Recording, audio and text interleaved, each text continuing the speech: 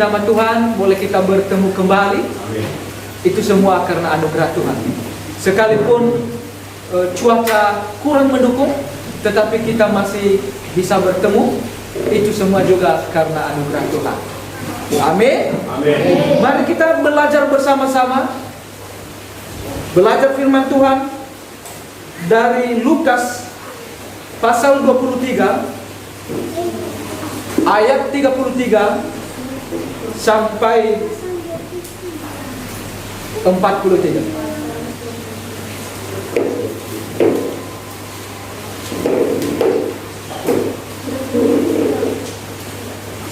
Lukas pasal 23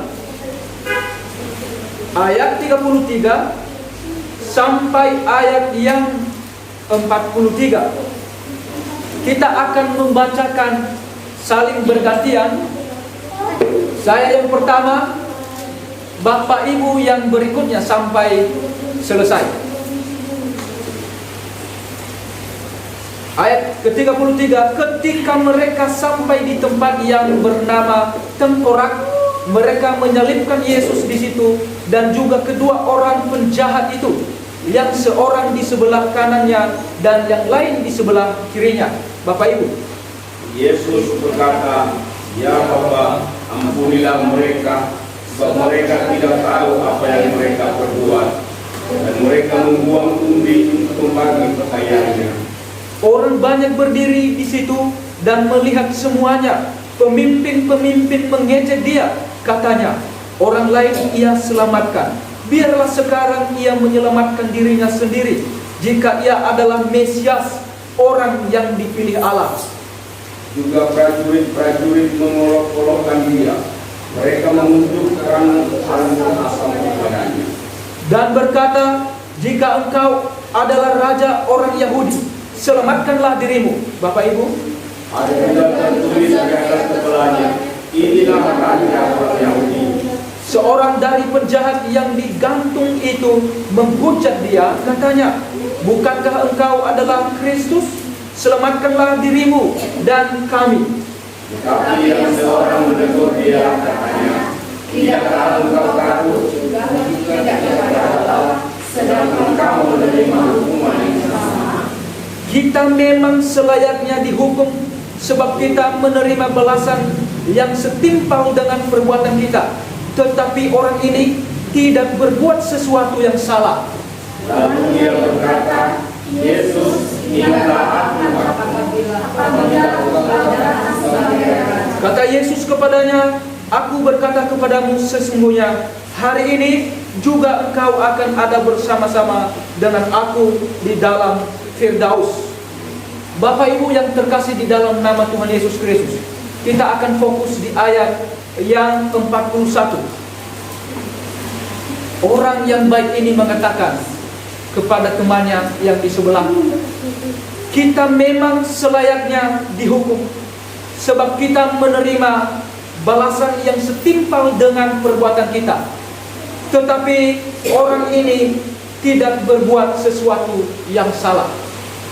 Bapak Ibu yang terkasih di dalam nama Tuhan Yesus Kristus, perkataan orang ini bukan hanya perkataannya sendiri. Kita harus menempatkan kata-kata ini di dalam diri kita masing-masing. Dengan mengatakan kepada diri kita sendiri dan kepada orang lain yang ada di sekitar kita, mengatakan, "Saya atau kita memang selayaknya dihukum, sebab kita menerima balasan yang setimpal dengan perbuatan kita. Tetapi orang ini tidak berbuat sesuatu yang salah." Orang yang di sebelahnya ini sungguh sangat sadar di dalam hatinya kalau dia memang layak dihukum dan menerima hukuman yang sedang dia terima itu. Dia layak menerima kalau dia digantung di samping Tuhan Yesus. Tetapi dia sadar betul kalau Tuhan Yesus tidak salah. Sampai dia menegur dengan kata-kata ini kepada temannya yang di sebelah. Sedangkan orang ini tidak layak menerima balasan dan dia tidak salah. Bapak Ibu yang terkasih di dalam Tuhan Yesus, apakah Bapak Ibu ada di dalam golongan yang satu atau di pihak yang satu? Sadar betul-betul bahwa saya memang selayaknya dihukum. Kalau Bapak Ibu sadar bahwa kita memang layak dihukum, maka perkataan ini dan saat ini kita akan merenungkan betapa baiknya Tuhan Yesus. Walaupun tidak salah, tapi dia dihukum. Alasan layak dihukum yaitu karena dia menerima balasan yang setimpal dengan perbuatan jahat itu. Tidak ada orang yang dihukum tanpa ada masalahnya. Setiap hukum akan mengatakan bersalah, baru diberikan hukuman sesuai dengan peraturan-peraturan hakim yang berlaku di sini. Pada waktu itu Pilatus, Herodes memutuskan hukuman Tuhan Yesus, tetapi beberapa kali dia mengatakan, saya tidak mendapatkan kesalahan orang ini. Lalu siapa yang menghukum Tuhan Yesus? Mahkamah keadilan waktu itu mengatakan, saya belum mendapatkan kesalahan kepada orang ini. Lalu siapa yang memutuskan dia harus dihukum mati? Orang Yahudi dan orang yang tidak sadar akan kesalahannya. Orang Yahudi pada waktu itu dan orang yang tidak sadar akan kesalahannya zaman sekarang ini.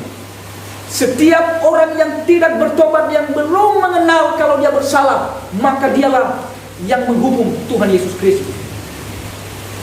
Tetapi orang ini betul-betul sadar, selayaknya saya memang layak menerima hukuman ini, tetapi orang ini tidak berbuat kesalahan, tetapi dia dihukum. Orang jahat yang seorang itu tahu bahwa ia layak digantung sampai mati karena dia berbuat kejahatan. Ia mengatakan, kita memang selayaknya dihukum setimpal dengan perbuatan kita. Memang setiap orang akan mengalami nasib orang jahat itu. Setiap kita pasti akan mengalaminya. Perkataan orang jahat itu benar dan semua orang tak bisa menghindar kalau kita layak dihukum mati. Kalau kita membaca Roma pasal 3 ayat 10, ayat 12 dan ayat 23, seperti ada tertulis, tidak ada yang benar seorang pun tidak. Ini Paulus mengatakan kepada jemaat Roma. Ayat 12, semua orang telah menyeleweng, mereka semua tidak berguna, tidak ada yang berbuat baik, seorang pun tidak. Ayat 23, karena semua orang telah berbuat dosa dan telah kehilangan kemuliaan Allah. Sungguh luar biasa. Semua orang telah bersalah, semua orang telah berdosa, tidak ada yang benar di hadapan Allah. Kalau begitu, berarti kita layak menerima hukuman mati seperti yang dikatakan oleh orang ini. Berarti kalau kita layak menerima, maka kita bersyukur pada hari ini. Belum menerima hukuman seperti orang yang ada di sebelah, dia telah menerima hukuman bersama-sama dengan Tuhan Yesus di kayu salib. Adakah di antara kita atau miliaran manusia di dunia ini yang mengaku ia tidak berdosa? Ahli-ahli Taurat dan orang-orang Farisi yang taat sepenuhnya pada hukum agama Yahudi tidak berani mengakui di hadapan Yesus bahwa mereka tidak berdosa saat hendak mencobai Yesus dengan membawa perempuan yang kedapatan berzina kepadanya. Kalau kita melihat di Yohanes 8 ayat 7, lalu apa kata Yesus kepada mereka? Dan ketika mereka terus-menerus bertanya kepada Yesus, ia pun bangkit berdiri lalu berkata kepada mereka, barang siapa di antara kamu tidak berdosa, hendaklah ia yang pertama melemparkan batu perempuan ini sampai mati. Apakah ada di antara mereka yang telah melemparkan dia? Tidak ada. Itu tandanya mereka berdosa. Apakah ada satu orang saja berani mengatakan dia tidak berdosa? Kalau tidak, berarti kita berdosa. Kalau kita berdosa, berarti perkataan ayat 41 ini, kita memang selayaknya menerima hukuman yang setimpal dengan kita. Hanyalah orang jahat yang digantung oleh perbuatannya sendiri. Hanyalah orang berdosa yang pasti binasa. Orang benar tidak akan dihukum. Orang benar tidak akan binasa. Sebab kalau kita melihat Ulangan 21 ayat 22 sampai 23, apabila seseorang berbuat dosa yang sepadan dengan hukuman mati, lalu ia dihukum mati, kemudian kau gantung dia pada sebuah tiang, maka janganlah mayatnya dibiarkan semalam-malama pada tiang itu, tetapi haruslah engkau menguburkan dia pada hari itu juga. Sebab seorang yang digantung terkutuk oleh Allah. Janganlah engkau menajiskan tanah yang memberikan Tuhan Allahmu kepadamu menjadi milik pusakamu. Tetapi Yesus tidak bersalah. Kenapa dia dihukum mati? Kenapa dia ada di sana? Kalau kita sadar bahwa dia tidak layak menerima hukuman mati, maka kita harus melihat Yesus itu dengan penuh ucapan syukur. Kenapa kita mengucap syukur? Kalau kita melihat bahwa memang orang itu tidak bersalah, orang jahat itu mengakuinya bahwa ia tidak bersalah. Orang jahat yang di sebelahnya itu mengakui dia tidak bersalah. Lalu kita melihat Pilatus juga dengan tegas mengatakan kepada imam-imam kepala, orang Farisi dan seluruh orang banyak itu, aku tidak mendapati kesalahan apapun pada orang ini. Kalau kita melihat di ayat 4b, kita melihat juga Lukas ayat pasal 23 ayat 14 sampai 15 dan ayat 22. Bagaimana Herodes dia tidak mendapatkan kesalahan orang ini, yaitu Yesus Kristus. Lalu kenapa dia dihukum setimpal seperti yang telah melakukan perbuatan jahat dan digantung seperti orang yang layak dihukum mati? Perhatikan, orang-orang banyak di situ, orang banyak berdiri di situ melihat semuanya apa yang terjadi ketika Yesus disalibkan. Pemimpin-pemimpin mengejek dia, prajurit-prajurit mengolok-olokkan dia, dan seorang dari penjahat yang digantung menghujat dia. Mereka tidak tahu siapa yang mereka olok-olok. Mereka tidak tahu siapa yang mereka hujat. Mereka sedang menghujat diri mereka sendiri yang penuh dengan kejahatan. Mereka sedang mengolok-olok diri mereka sendiri yang penuh dengan dosa. Ketika mereka seharusnya digantung karena yang selayaknya mereka ada di sana, mereka sendiri yang ada di sana, mereka sendiri yang mereka olok-olok. Bukan Tuhan Yesus. Sama sekali mereka tidak tahu apa-apa. Sekalipun mereka berlaku kasar dan biadab kepada Tuhan Yesus, dia digantung walaupun tidak berbuat sesuatu yang salah. Tetapi Yesus berkata kepada mereka dan berdoa kepada Tuhan, ya Bapa, ampunilah mereka, sebab mereka tidak tahu apa yang mereka perbuat.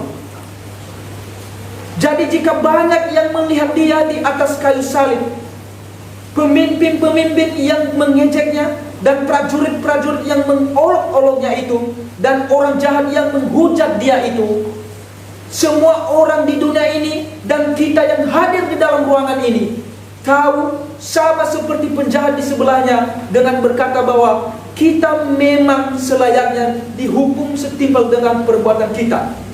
Namun dia tidak layak menerima hukuman yang sama sekali tidak setimpal dari kehendak atau dari ketidakbersalahnya dia. Ini luar biasa bagi kita Bapak Ibu. Itu berarti ada yang bersalah yang sedang dia wakili di sana. Kalau dia tidak layak menerima hukuman itu, lalu kenapa dia dihukum? Berarti ada yang bersalah, ada yang sedang dia wakili, yaitu Bapak Ibu yang sedang sadar bahwa Bapak Ibu berdosa. Kalau Bapak Ibu sadar berdosa, maka bersyukur kepada Tuhan. Tuhan Yesus Kristus Tuhan kita, Dia telah mewakili Anda, digantung di sana.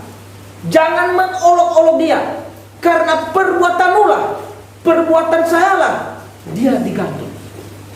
Bukan karena Dia bersalah, bukan juga Dia karena Dia berdosa, tetapi karena saya berdosa, Bapak Ibu berdosa. Walaupun pemimpin-pemimpin waktu itu mereka tidak sadar. Kata kita memang layak dihukum kepada orang jahat itu di sebelahnya memiliki dua makna. Orang yang ada di sebelah kanannya itu memiliki dua makna baginya. Memang dia itu layak menerima hukuman mati. Kenapa? Karena dia memang jahat. Kalau dia memang jahat, maka layak dia dihukum mati. Apa maknanya baginya adalah hukuman pasti terjadi atas perbuatan jahatnya dengan ia telah mengalaminya. Jelas, karena dia bersalah, maka dia mengalami hukuman secara fisik di dunia ini. Setiap kita yang bersalah yang dihadapkan di mahkamah pengadilan di Indonesia ini, pasti dihukum di dunia ini, dihukum di Indonesia ini, diberikan keadilan baginya. Sama dengan orang itu, peraturan yang berlaku pada waktu itu, hukuman mati, maka dia dihukum mati karena dia bersalah. Makna yang kedua adalah, namun ia tidak sampai dihukum binasa. Dia tetap menerima hukuman di dunia ini karena dia jahat, tetapi tidak sampai binasa. Tidak sampai ia menerima hukuman yang kedua. Kenapa? Tuhan Yesus telah mengatakan kepadanya, pada hari ini juga kamu akan bersama-sama dengan saya di Firdaus. Kenapa dia bisa mendapatkan hal itu? Karena dia sadar sekali kalau Yesus itu tidak bersalah dan tidak layak menerima hukuman yang setimpal yang diberikan kepadanya. Makanya dia tegur orang yang ada di sebelahnya. Kamu itu belum sadar, kamu tidak tahu juga, kamu tidak takut dengan Allah.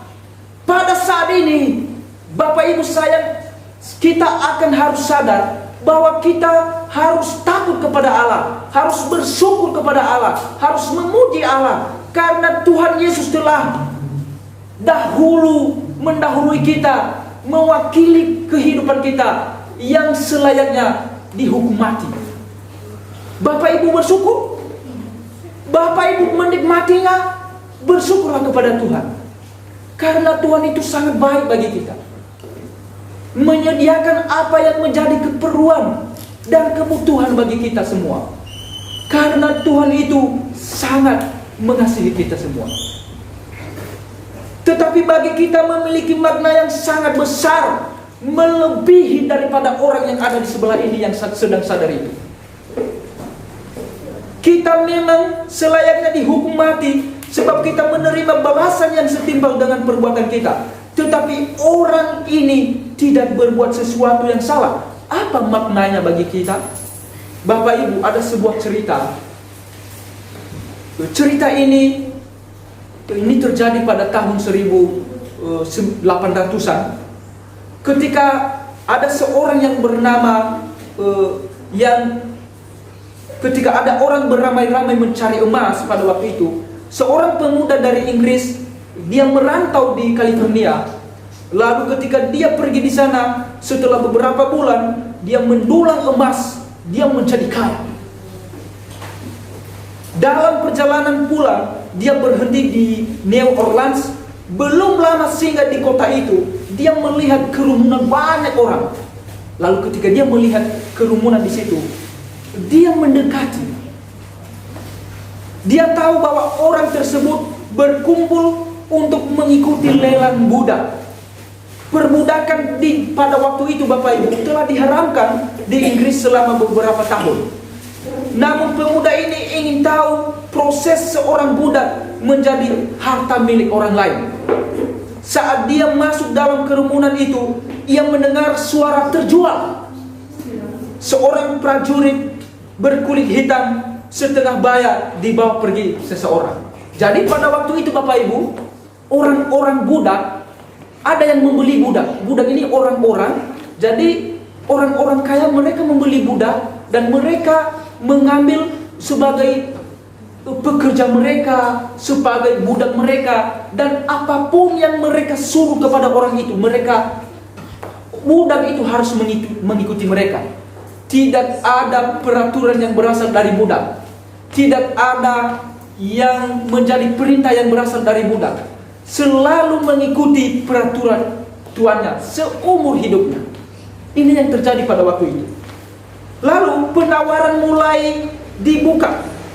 Karena setelah setengah baya ini, seorang laki-laki setengah baya ini telah pergi dibawa oleh seseorang. Lalu berikutnya seorang gadis hitam yang cantik didorong naik ke atas panggung dan dipaksa berjalan berkeliling sehingga setiap orang yang sedang mau menawar melihat dia.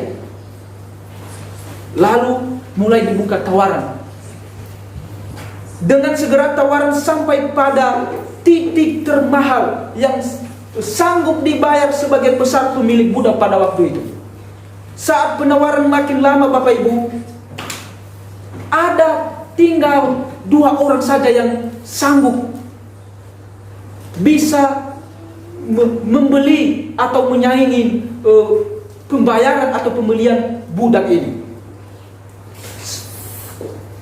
Juru lelang berteriak, ada lagi yang mau menawar lebih tinggi dari salah satu tawaran yang terakhir. Karena sudah tidak ada lagi yang sanggup, maka yang terakhir ini dia tawar lebih tinggi. Lalu juru lelang ini mengatakan, masih adakah yang sanggup menawarnya? Sebelum panggilan terakhir, buruh tambang yang ini tadi, yang kaya raya itu menyebut harga 2 kali lipat dari penawaran terakhir. Lalu kerumunan orang itu tertawa karena mereka mengira bahwa buruh tambang tersebut sedang bergurau, tidak masuk akal. Ini tidak bisa dia saingi harga yang termahal ini. Masa dia menawar 2 kali lipat? Juru lelang meminta buruh tambang itu maju dan menunjukkan uangnya. Buruh tambang itu membuka tasnya yang penuh emas. Juru lelang itu menggelengkan kepalanya karena tidak percaya. Gadis itu berjalan menuruni tangga panggung sampai dia bertatapan mata dengan buruh tambang itu. Dia meludahi wajah buruh tambang dan berkata dengan gigi gemelutuk, "Saya membencimu," katanya. Dia mengatakan, "Saya membencimu." Tanpa berkata sepatah kata pun, buruh tambang ini, Bapak Ibu, menghapus ludah di mukanya dengan sapu tangan, membayar juru lelang dan menggandeng gadis itu dan berjalan pergi. Kalau begitu, gadis ini telah menjadi milik buruh tambang ini, suka-sukanya, karena dia telah membeli 2 kali lipat dari harga tertinggi. Buruh tambang ini ternyata sedang mencari-cari gedung atau suatu tempat khusus. Saat mereka berjalan dari satu jalan ke jalan yang lain, akhirnya mereka berhenti di satu gedung, Bapak Ibu. Mereka berhenti di satu gedung, lalu gadis itu tidak tahu bangunan macam apa yang dimasukinya. Ia menunggu di luar saat buruh tambang yang berwajah kotor itu masuk di dalam dan mulai berbicara dengan seorang pria tua di dalam gedung itu. Gadis itu tidak tahu dan tidak mendengar apa-apa. Lalu pada suatu saat suara mereka makin keras dan gadis itu mendengar pria tua itu berkata, "Tetapi hukumnya memang demikian. Undang-undangnya berkata demikian." Lalu ia mengintip di dalam. Gadis itu melihat buruh tambang itu mengeluarkan emas dari dalam tasnya dan membayar pria tua itu, memberikan kepada pria tua itu dengan nada menghina pria tua itu yang ada di dalam gedung yang mereka temui, menghina pria buruh tambang ini dan sambil masuk ke dalam ruangan. Dan dia keluar dengan selembar kertas dan mereka berdua menandatanganinya kertas itu. Gadis itu membuang muka ketika buruh tambang ini keluar dari pintu. Sambil mengeluarkan tangannya, mengulurkan tangannya, dia berkata kepada gadis ini surat pembebasanmu, kamu bebas sekarang. Lalu gadis itu tertunduk. Buruh tambang itu mencoba sekali lagi berkata, kertas ini berisi penjelasan bahwa kamu bebas sekarang. Bawalah kertas ini. Perempuan itu mengatakan, saya membencimu. Sambil tertunduk, mengapa kamu mempermainkan saya? Perempuan buruh tambang ini mengatakan, tidak, dengarkanlah saya. Berkas ini kebebasanmu sekarang. Kamu adalah manusia bebas. Gadis itu melihat berkas itu dan melihat ke arah laki-laki itu. Lalu melihat kertas itu lagi dan dia tertunduk berkali-kali. Dan dia berkata, kamu baru saja membeli saya dan sekarang kamu membebaskan saya. Lalu perempuan itu, laki-laki itu mengatakan, memang untuk itulah saya membelimu. Saya membelimu untuk membebaskanmu. Lalu dia berteriak kepada laki-laki itu, kamu membeli saya untuk membebaskan saya? Kamu membeli saya untuk membebaskan saya? Berteriak berkali-kali. Dan dia sangat bersyukur. Dan dia mengatakan, kamu membeli saya untuk membebaskan saya. Dan saya bersyukur. Dan buruh tambang itu terdiam sambil mencekram sepatu botnya. Gadis itu menatap wajahnya dan berkata, sekarang saya ingin melayanimu karena kamu telah membeli saya untuk membebaskan saya. Bapak Ibu yang terkasih di dalam nama Tuhan Yesus, apakah Bapak Ibu sadar Bapak Ibu telah dibeli oleh seseorang? Dibeli oleh Tuhan Yesus. Dia dihukum bukan karena ia telah berbuat salah, tetapi orang yang digantung hanya dia yang terkutuk oleh Allah. Tetapi orang ini tidak berbuat sesuatu yang salah, namun ia membeli kita dengan bayaran yang mahal, Bapak Ibu. Dia membeli kita bukan hanya karena emas ini, bukan karena uang, tetapi dia membeli kita seperti orang yang sedang menonton dia di atas itu, mengejek dia. Dia membeli Bapak Ibu dan saya dengan nyawanya sendiri, dengan darahnya sendiri. Kalau kita sadar, oh Tuhan terima kasih, seharusnya saya yang tergantung di atas sana, seharusnya saya yang akan mati di sana. Tetapi syukur kepadamu Tuhan Yesus, Engkau telah membeli saya. Kita sangat bersyukur orang-orang yang telah percaya kepada Kristus Tuhan, karena tidak ada yang telah mewakili kita, tidak ada jalan yang lain, tidak ada yang telah membersihkan kita, tidak ada yang telah membeli kita selain Tuhan Yesus Kristus. Begitupun perempuan itu, karena dia dibeli dan laki-laki ini membebaskan dia, tetapi dengan sadar dia mengatakan, saya tetap melayani.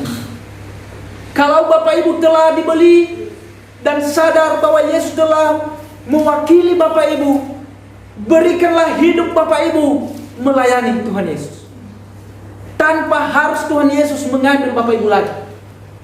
Berikanlah seluruh waktu Bapak Ibu untuk Tuhan Yesus. Berikanlah seluruh hidup Bapak Ibu untuk Tuhan Yesus. Berikanlah seluruh kesempatan hari Minggu beribadah kepada Tuhan Yesus. Bahkan berikanlah seluruh hartamu kepada Tuhan Yesus. Karena semuanya itu tidak sebanding apa yang telah diberikan Tuhan Yesus kepada Bapak Ibu. Lalu apa yang menjadi makna bagi kita Bapak Ibu yang terkasih di dalam nama Tuhan Yesus Kristus? Makna selain di bagaimana makna yang dialami oleh orang yang ada di sebelahnya tadi, bagi kita sekarang ini, yang pertama adalah kita tidak akan mengalami hukuman mati yang pasti menimpa kita karena dosa-dosa kita. Sebab Kristus yang tidak bersalah itu telah menebus kita dan mewakili kita sampai mati, sama seperti kita memang selayaknya dihukum mati.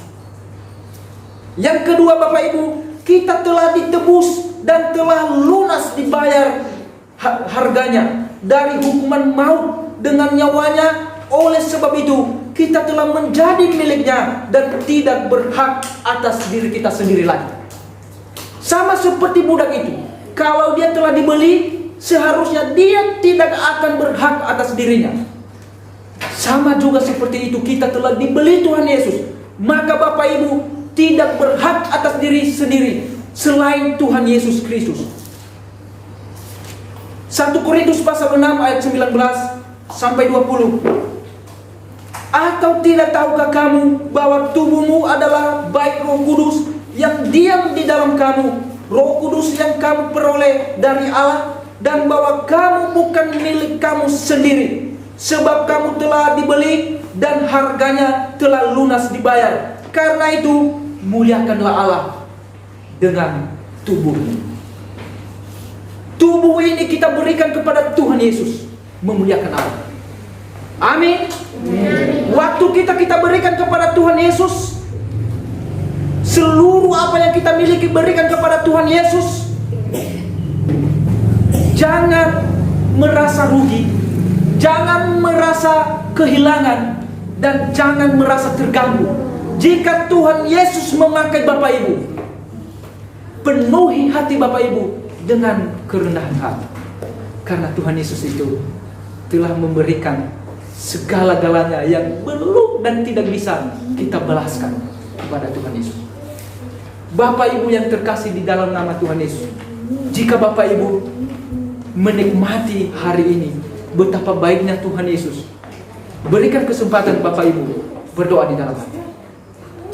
Bapak Ibu tenangkan hati, pulanglah dan bawalah firman Tuhan, serta lakukanlah di dalam hidup Bapak Ibu. Tuhan memberkati engkau dan melindungi engkau. Tuhan menyinari engkau dengan wajah-Nya dan memberi engkau kasih karunia. Tuhan menghadapkan wajah-Nya kepadamu dan memberi engkau damai sejahtera Allah yang melampaui segala akal, akan memelihara hati dan pikiran kita sekalian di dalam Kristus Yesus dari sekarang sampai selama-lamanya. Amin.